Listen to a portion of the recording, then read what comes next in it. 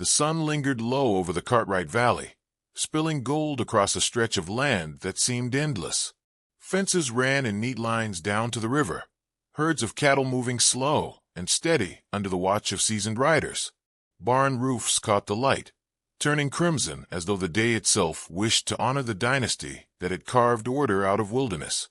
The Cartwright family's name had grown into more than a brand on cattle hides. It was a symbol of power, of prosperity, and of the kind of justice that kept wolves, whether four-legged or two-legged, at bay. Folks in nearby towns spoke the name with equal parts admiration and caution, for everyone knew the valley thrived because the Cartwrights would not be crossed. Yet prosperity bred envy as surely as drought bred dust. Beyond the neat fences and the polished pride of the ranch, shadows gathered. In taverns where whiskey stained the floorboards, and in canyons where wind carried secrets, whispers of rebellion stirred. Outlaws whose lives had been measured in stolen coin and shallow graves saw the Cartwrights' empire not as an achievement, but as a prize ripe for taking. They were men whose pasts were written in fire and lead, and they carried nothing to lose but hunger and hate. One by one they drifted together, pulled by greed into a single, dangerous current. The land itself seemed to anticipate what was coming. By day, the mesas baked beneath a merciless sky, their flanks split open by scars of red rock. By night, cold winds poured down the canyons, whistling like mourners at a funeral. Horses shifted uneasily in their corrals, ears flicking at noises too faint for human hearing. Even the coyotes, bold scavengers of the plains, fell silent when the wind carried the wrong kind of scent.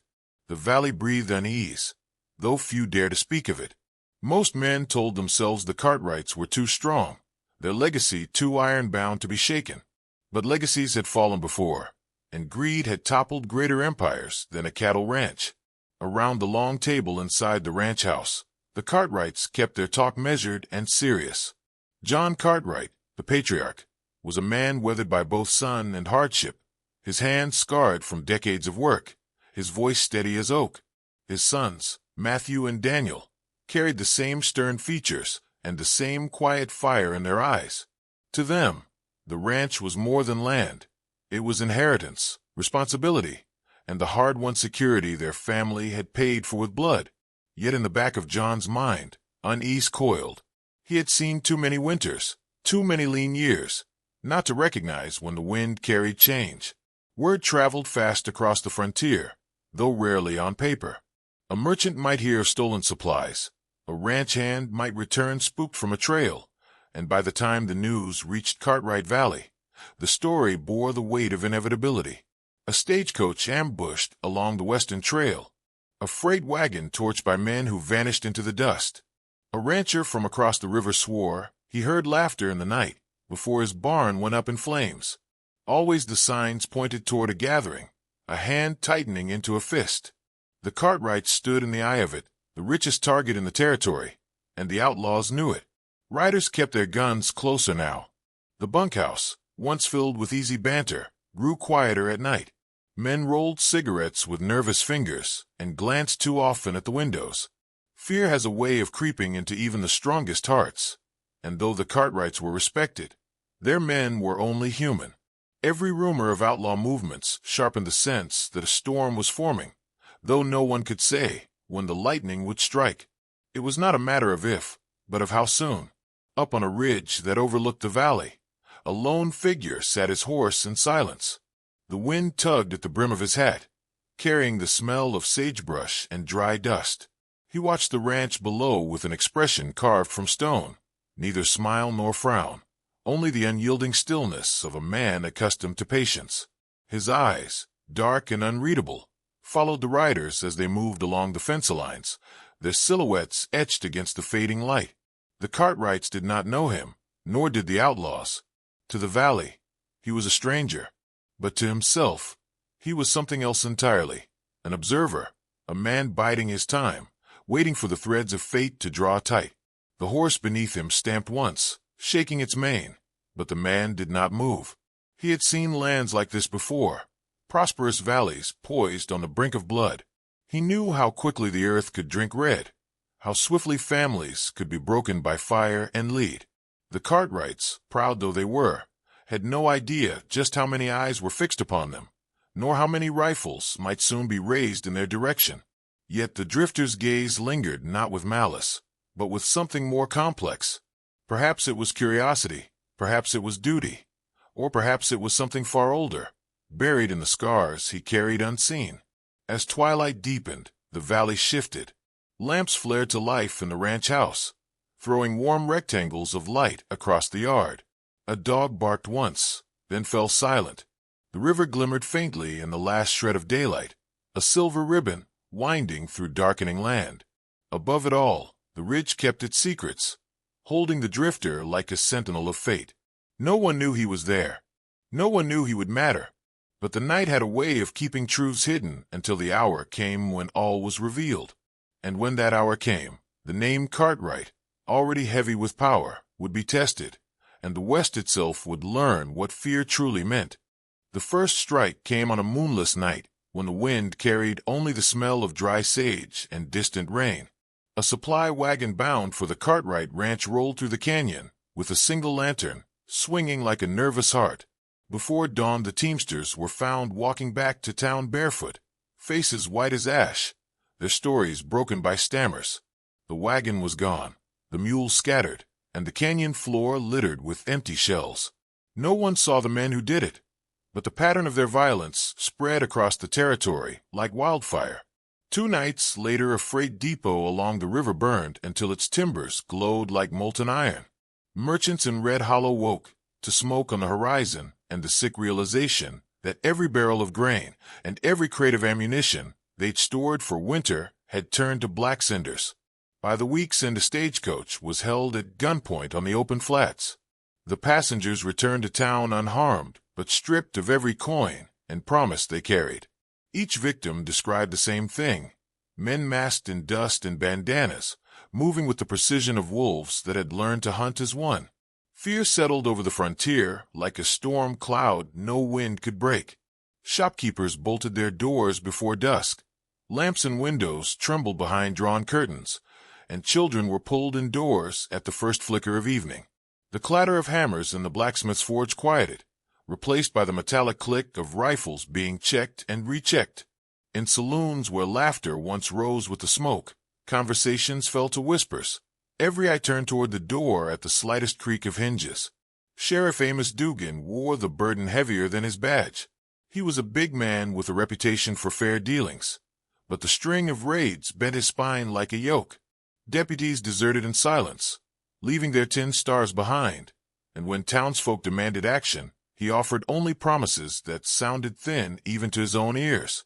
He posted notices, doubled patrols, but he knew the truth. The outlaws were a ghost wind, striking where the law could not follow, vanishing into canyons and ravines as if the desert itself conspired to hide them. On the edge of Cartwright land, Eli Mercer watched the unease thicken like gathering dusk. He was a tall, spare man with a face lined by years of sun and memory, his gray-streaked beard trimmed close, his eyes the color of storm clouds over distant hills. By day he mended fences and checked the herds, moving with the slow assurance of a man who had long ago learned the value of silence. By night he sat on the porch of his small bunkhouse, pipe smoke curling into the dark, listening to the wind carry rumors and the faint echo of hoofbeats too far to name. Few knew much of Eli beyond the fact that he'd lost his wife to fever 10 winters ago, and that he worked harder than any 2 younger men combined. The ranch hands respected him for his skill with a lariat, his quiet humor, and the way he could calm a skittish colt with nothing more than a steady hand and a low voice. They did not ask about the revolver he kept wrapped in oilskin beneath his cot, or the faded scars that ran across his forearms like pale lightning. Eli had once ridden the length of the frontier with men whose names filled wanted posters and campfire legends. In those years he had drawn fast and true, the kind of gunslinger whose reputation arrived in town a day before he did. But the price of that life had been paid in blood, and when fever carried away the only woman who had ever made him dream of peace, he left the trail behind. He traded his notorious name for the anonymity of a ranch hand, burying the past beneath the steady rhythm of honest work. Now, as word of the outlaws' raids reached the Cartwright ranch, He felt old instincts stir like a rattler in dry grass. He saw it in the eyes of the younger cowboys, fear disguised as bravado, hands trembling when they loaded their rifles.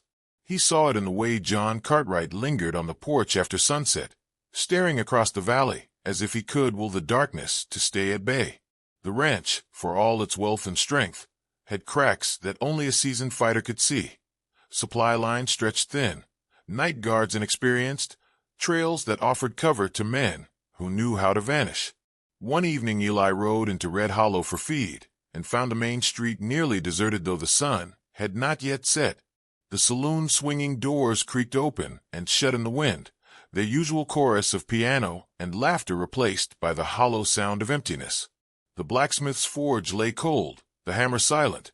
He saw Sheriff Dugan on the boardwalk, shoulders slumped, hat pulled low.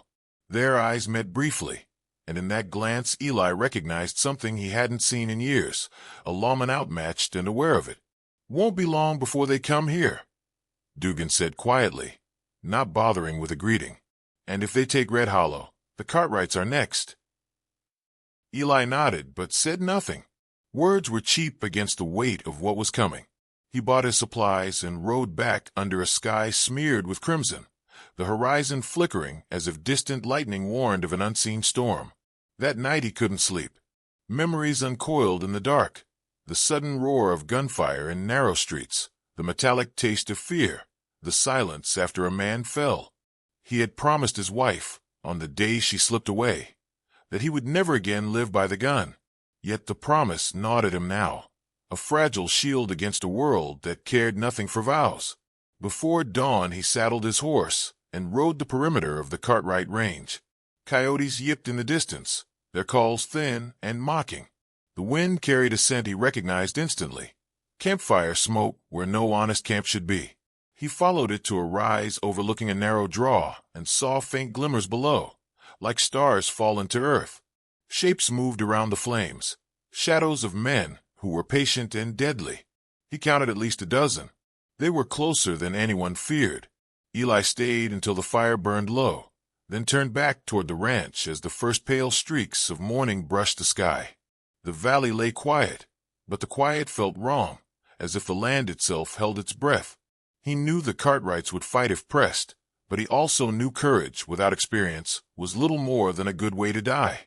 When he reached the ranch yard, Matthew Cartwright was already awake, checking the corral. "Trouble?" the young man asked, reading the tension in Eli's face. Eli dismounted slowly, his gaze sweeping the horizon. "Not yet," he said, voice low and steady. "But it's coming." Matthew frowned, searching for more, but Eli offered nothing else. Words would not stop what was rolling toward them like a tide. He walked to the bunkhouse, the dawn wind tugging at his coat, and for the first time in years he unwrapped the oilskin bundle beneath his cot.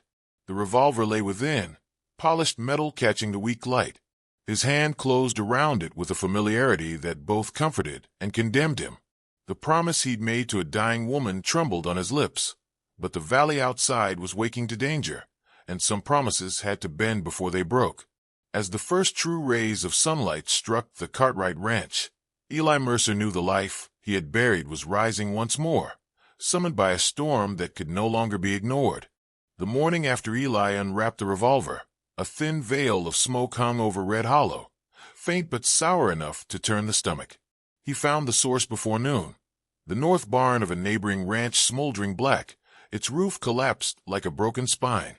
The air still shimmered with heat, and the smell of charred hay clung to his clothes as he rode past.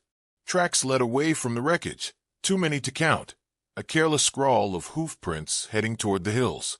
The outlaws were growing bold, testing the valley's resolve with every strike.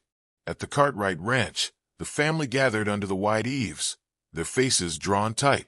John Cartwright's eyes, usually calm as river stone, carried a flicker of worry he couldn't hide. 2 barns in 3 nights, he said, voice rough. Next it'll be Holmes. Maybe ours. His sons stood flanking him like sentinels, but Matthew's hand trembled against his belt. Eli noticed. The boy wanted to fight, but he had yet to learn that courage without control was a spark in dry grass. Eli dismounted and let the silence settle before he spoke. "You'll need more than locked doors," he said. "They're testing for weakness. If we don't answer, they'll find it." John turned toward him, a question in his gaze.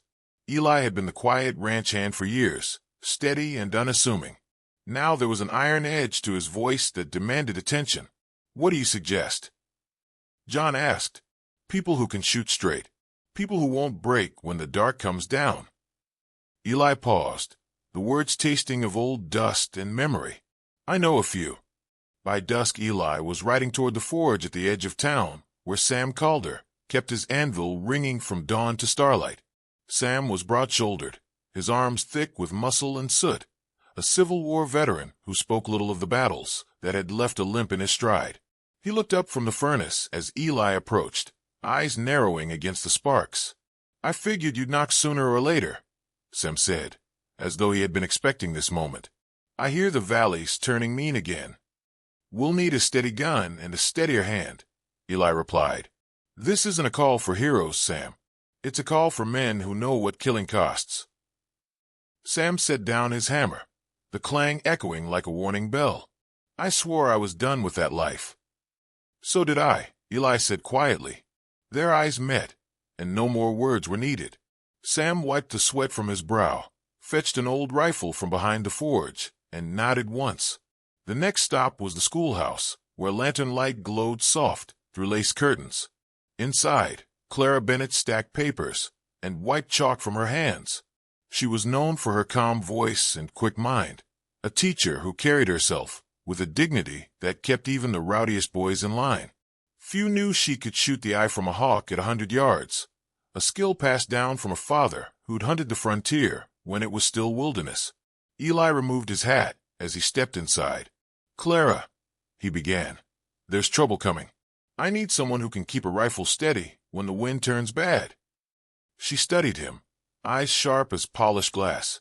"You think a schoolteacher belongs in a gunfight?" "I think a woman who's already braver than most men does," he said. For a long moment she said nothing. Then she crossed to the cabinet and opened a hidden drawer. The rifle she lifted out gleamed like moonlight on water. "I won't stand by while cowards burn our valley," she said, voice low but fierce. Together they returned to the ranch, a small band forming like a storm cloud at Eli's back. Matthew Cartwright joined without hesitation, his youth straining against the leash of inexperience.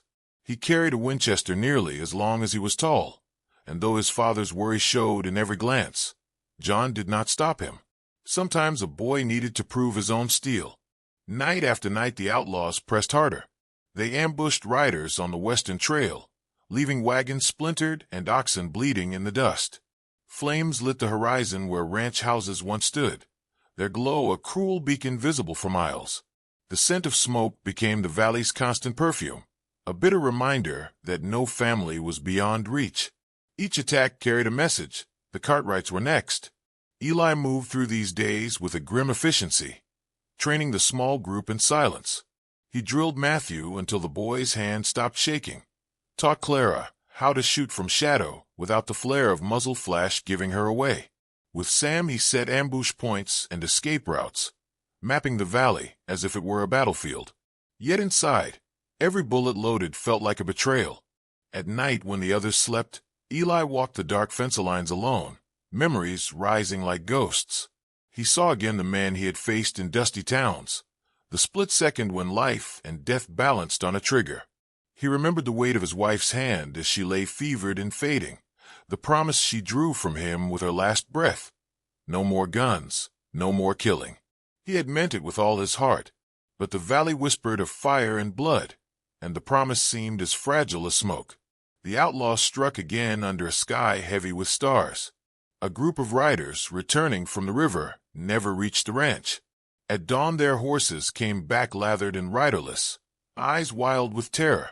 Clara found the first body at the edge of the cottonwoods, a young hand barely older than her students. Eli knelt beside the boy, the morning light catching on his silver hair. He said nothing, but inside something hardened to iron. That evening the Cartwrights gathered in the great room, lanterns casting long, wavering shadows. John Cartwright's jaw worked as he tried to speak, But it was Matthew who finally broke the silence. "We can't keep waiting," he said, voice trembling with rage. "They're hunting us like deer." Eli's reply was a quiet thunder. "And we'll hunt back. But we do it on our terms, not theirs." He laid out a plan, watch points in the canyons, signals from the ridge, ambush trails only he and Sam knew. They would not strike first, but when the outlaws came, they would meet steel and lead instead of fear. The plan steadied the room, but fate moved faster than preparation. Before midnight, a rider burst through the gates, breathless and pale. "They've taken Daniel," he gasped. "Outside the South Pass. They have him alive." The words cut through the air like a blade. Daniel Cartwright, the eldest son, had been riding a night patrol. Now he was a hostage. John Cartwright's face drained of color, his great frame seeming to shrink beneath the weight of a father's terror. Matthew gripped his rifle so tightly his knuckles whitened. Clara's breath caught, and even Sam's iron composure cracked. Eli felt the valley go silent around him, as if the earth itself paused to listen. The oath to his wife roared back, a memory of warm eyes and a promise never to kill again. But he also saw Daniel's face, another son, another life, hanging by a thread. The outlaws had made their move, and the next would be blood. He rose without a word, the revolver heavy at his hip, the decision already carved in stone. Somewhere in the dark, men laughed over their prize, unaware that a storm older and deadlier than any of them had just chosen its path. The night waited, holding its breath, as Eli Mercer stepped toward the door and into the gathering storm. Moonlight poured like molten silver across the jagged rim of Devil's Gulch, painting the canyon walls in a cold, ghostly glow. The wind whispered through narrow cuts of stone, carrying the faint tang of gun oil and dry sage. Eli crouched in the shadows, every sense sharpened, his breath slow and measured. Below, the outlaw camp flickered with firelight, men laughing around their stolen prize. Daniel Cartwright sat bound near the flames, his head bowed but unbroken, the rope at his wrists catching glints of moonlight like a cruel bracelet. Matthew lay prone beside Eli on a ledge above the gulch, eyes wide and fixed on the scene below. The boy's fingers trembled on the stock of his rifle. Eli placed a steadying hand over them, a silent command for stillness. The night pressed close, thick with the tension of a coiled rattlesnake. Every heartbeat counted. Every breath carried weight. Across the gulch, Sam Calder waited with the patience of an old soldier, hidden behind a boulder where shadows pooled. Clara crouched in the brush near the canyon mouth, her rifle sight trained on the camp. 3 signals, Eli had told them earlier. A hawk's cry for readiness, the low call of a coyote for danger, and silence, silence for the kill. Now the silence reigned. A twig snapped somewhere below. Eli's hand slid to the revolver at his hip, the motion smooth and inevitable. For years he had avoided the feel of that weapon, yet tonight it felt like an extension of his will. Memories swarmed, saloon floors sticky with blood, the echo of gunfire in forgotten towns, the badge he had once worn until it burned his soul. The ghost of Calico Ridge, his old name, whispered in fear across territories, rose like a shadow from the grave. He had buried that legend beside his wife, but the earth had never held it deep enough. One of the outlaws stepped away from the fire, boots crunching in gravel. Eli recognized the posture of a scout, the slow sweep of eyes trained to pierce darkness. The man turned his head just slightly, and Eli moved. A single shot cracked through the canyon, sharp as a whip slash. The scout dropped without a sound, the others springing to their feet in a storm of curses. Chaos erupted.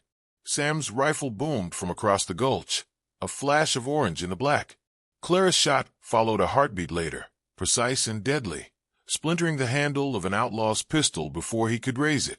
The gang scattered, firing wildly into shadows that swallowed bullets whole. Eli vaulted from the ledge with the grace of a man half his age, landing soft on the canyon floor. His revolver sang again, the report echoing from wall to wall like thunder. Another outlaw spun and fell, his weapon clattering against stone. Matthew scrambled down behind him, hard hammering, trying to keep pace with a legend he had only begun to understand. The campfire flared under the sudden gust of violence, casting monstrous shadows across the rocks. Gun smoke drifted in silver threads through the moonlight. Eli moved through it like something unearthly, each step deliberate, each shot impossibly sure. Men shouted his name when they finally recognized the figure who haunted their nightmares. The ghost. One choked, eyes wide before a bullet ended his breath. Matthew ducked behind a boulder, his mind reeling. The quiet ranch hand he'd known was gone, replaced by a specter whose every movement spoke of battles fought in lawless towns and dusty crossroads. He saw the truth in flashes, the quick draw too fast to follow, the unerring precision, the calm in the face of flying lead. This was not just skill. It was a lifetime of reckoning sharpened to a single point. And for the first time, Matthew felt the true weight of frontier justice, not the glory of victory, but the toll it carved into a man's soul. Bullets sparked against rock near Eli's shoulder. He slid behind a fallen log, reloading with the economy of long practice. Across the gulch, Sam's deep voice roared a warning as two outlaws tried to flank them. Clara's rifle barked twice, dropping one where he stood. The second hesitated just long enough for Eli to rise and fire. The canyon walls threw the sound back in a brutal chorus. Through the haze, Eli spotted the leader, a rangy figure with a black bandana and eyes like cold iron, dragging Daniel toward the canyon mouth. Determination tightened Eli's chest. He signaled Matthew with a sharp nod and moved, a shadow slipping between moonlit rocks. Matthew followed, feet silent despite the pounding of his heart. The leader pressed his pistol to Daniel's temple, snarling into the night. "Back off or the boy dies." His voice cracked with desperation, echoing off the stone. Eli stepped from the shadows, gun leveled, his eyes steady as the desert horizon. "Let him go," he said, voice low enough to carry the weight of final judgment. The outlaw flinched, recognition dawning like a curse. "Calico Ridge," he spat. "I heard you were dead." "Not tonight." The words slid through the cold air like the edge of a blade. For a breath the canyon held still, the moon casting the three of them in a pale glow. Then the leader twitched, a fatal mistake. Eli's shot came first, a single spark in the dark. The outlaw staggered back, eyes wide with disbelief, and crumpled into the dust. Daniel stumbled free, collapsing into Matthew's arms as the last echo of the gunshot faded into the gulch. The remaining outlaws broke, fear overtaking fury. Sam and Clara closed in from opposite sides, rifles trained, while Eli advanced with the implacable calm of a man who had walked this line too many times. One by one the gang surrendered or fell, their bravado bleeding into the sand beneath the cold moon. Silence returned at last, broken only by the hiss of the dying fire and the soft rustle of night wind through the sage. Eli stood motionless, revolver still in his hand, eyes fixed on something far beyond the canyon walls. The legend they had awakened, the ghost of Calico Ridge, faded slowly from his stance, leaving only the weary figure of a man who knew the cost of survival. Matthew stepped forward, Daniel leaning heavily against him. He looked at Eli with new eyes, the awe of youth tempered by the knowledge of what such skill demanded. "You saved us," he said, voice hushed. "But what did it take from you?" Eli holstered the gun without answering. He felt the old ache of every life he had taken, every promise broken, every night haunted by faces that would never fade. He had chosen this path again because the valley demanded it, but he knew the price. The boy did not need the details. The silence spoke enough. As they led Daniel back toward the horses, the moonlight began to pale with the coming dawn. Smoke drifted upward, like spirits freed from the gulch, and the stars dimmed against a sky, turning the color of ash. Eli paused at the canyon's edge, looking back at the scattered bodies and the camp now quiet as a graveyard. The West would tell the story soon enough, of how the Cartwrights stood their ground and the ghost of Calico Ridge walked once more. But Eli understood the truth behind the legend. Justice in these lands was never clean, and victory always carried the taste of sorrow. He turned from the gulch without another word, the first light of morning catching the silver in his hair as he rode out, a solitary figure, fading into the endless horizon where the line between man and myth blurred with every hoofbeat. Dawn crept over the valley like a slow-drawn blade, staining the horizon a deep, blood red that bled into the fading stars. The air was sharp and cold, carrying the acrid tang of spent gunpowder and scorched sage. Along the rim of Devil's Gulch, smoke coiled upward in lazy spirals, a final breath from the night's carnage. Ravens circled in the pale light, their cries slicing through a silence too heavy for words. At the Cartwright ranch, the survivors gathered in the yard as the first sunlight spilled across the land. John Cartwright stood stiff-backed, his weathered face carved with exhaustion and sorrow. Beside him, Matthew supported his brother, Daniel, whose bruises told the story of captivity more vividly than speech.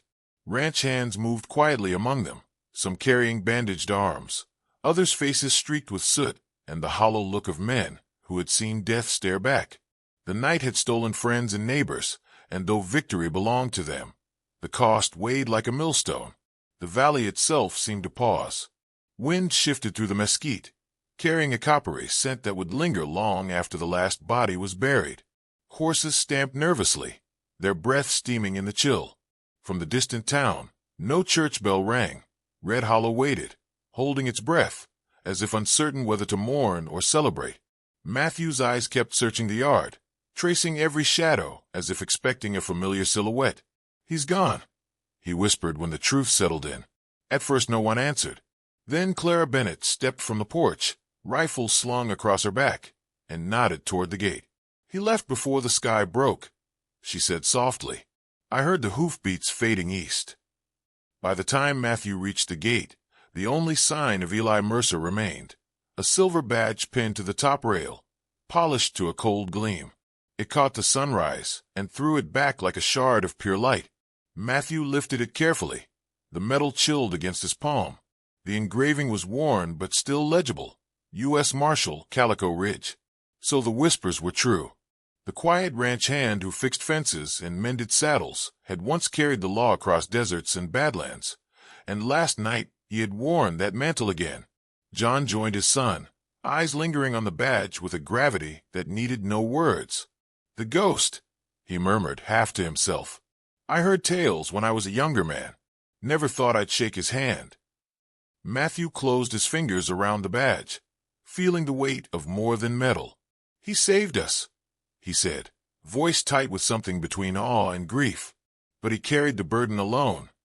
Farther down the trail, beyond the sight of ranch or town, Eli rode through a wash of crimson light. The horse's steady rhythm echoed like a heartbeat against the canyon walls. He kept his hat low, eyes on the endless stretch of desert ahead. Behind him the valley would heal, fences mended, barns rebuilt, families grieving but alive. Ahead lay only the horizon and the quiet anonymity he had once embraced. The legend of the ghost would grow without him, swelling in saloons and campfires, but the man himself sought no audience. In Red Hollow by nightfall, the tale began to spread. Saloons filled with murmured accounts, how a lone gunman moved like smoke, how outlaws fell before they even drew. Some swore he was a spirit, a revenant sent to balance the scales. Others claimed he was death itself, wearing a mortal face. Cards paused mid-deal, whiskey glasses hovered mid-air, and every retelling sharpened the edge of his myth. Children would grow up hearing of the night the Cartwright stood unbroken, and a ghost walked the earth. Back at the ranch, the Cartwright name settled into something larger than property or profit. What had been a mark of respect became a story of defiance, carried by the wind. Travelers would speak of a family who faced down a gathering darkness and endured. Their valley was no longer just fertile land. It was a symbol, a place where lawlessness met its reckoning. Yet in the quiet moments, those who had been there knew the truth was more human. Clara remembered the weary slump of Eli's shoulders after the final shot, the way his eyes held sorrow even in triumph. Sam recalled the grim efficiency of a man who killed because duty left no other path. And Matthew, turning the badge over and over in his hand, understood what courage truly meant, not the flash of gunfire or the roar of victory, but the resolve to stand when standing might break you. As the day warmed, burial teams moved to the gulch, their shovels biting into dry earth. Hymns rose softly, mingling with the whisper of the wind. The valley began to breathe again, but something had shifted forever. A new respect, tinged with fear, yes, but also with a fierce pride, bound the survivors together. Far away, Eli guided his horse toward the open desert, the rising sun laying a long shadow across the sand. He felt the badge's absence on his chest, a lightness that was not relief but acceptance. He had kept his vow to protect, if not his promise to forswear the gun. Somewhere, he hoped, his wife's spirit understood. The horizon stretched endless before him, neither forgiving nor condemning. In the hush of the awakening west, a truth settled like dust after a hard ride. Power was never in the iron of a gun or the breadth of a ranch. It lived in the quiet courage of those who stepped forward when the law faltered, in the hearts of men and women willing to face darkness without expectation of glory. Legends would tell of bullets and ghosts, but the real strength lay in the unseen choice to stand when all else failed. Eli did not look back. The desert swallowed the sound of his departure, leaving only the rising sun and the echo of a story that would outlive them all.